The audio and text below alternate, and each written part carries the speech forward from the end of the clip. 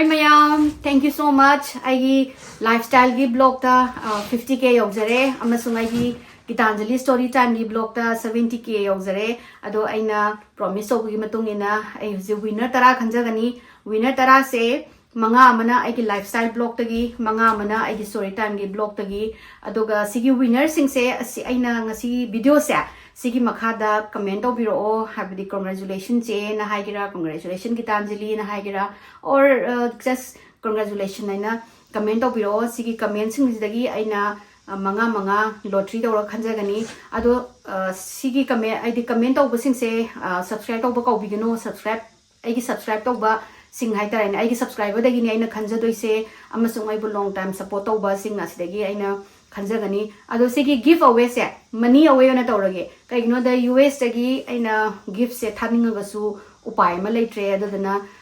winner sing do aina reach out tawrakani habadi comment gi makhada aina ngang se tawre khole aduga aina video su habadi lot khanbagi video do su ai hapcharake aduga aina sigi min hairakpasing se si aingonda comment tawbiro haidi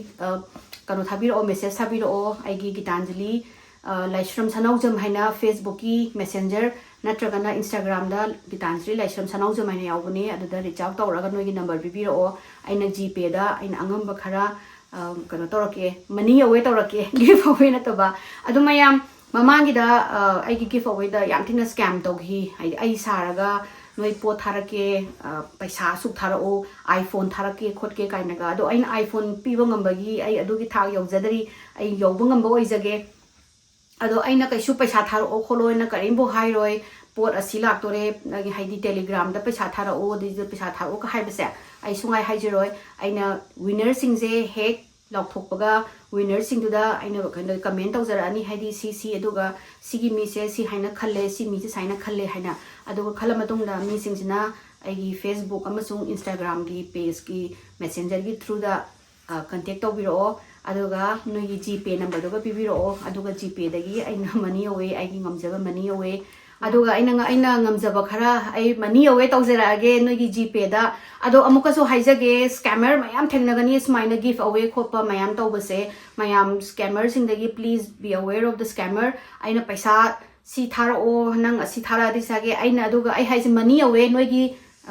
GPay da oina money away toroke kaigino the last time da aina gift pigan in haraga gift ki namada mi mayam ai gi subscriber mayam scam tawler me ai thawayam nongai te duna ai amuk seng haijari sini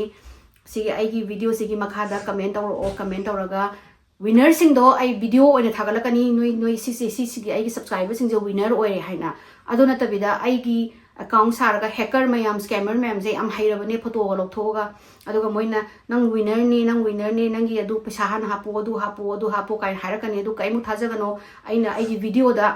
hapsarakani haidi sigi winner oire si winner oire noi aingonda reach out toro noi gi GPay number do piro hana aduga aina angamba money away tawjarage adu mayam please comment subscribe aduga aigi money away hadarene give away versus money away se khodong chaba lobi horo thank you guys so much aina sukuiba mayam gi aigi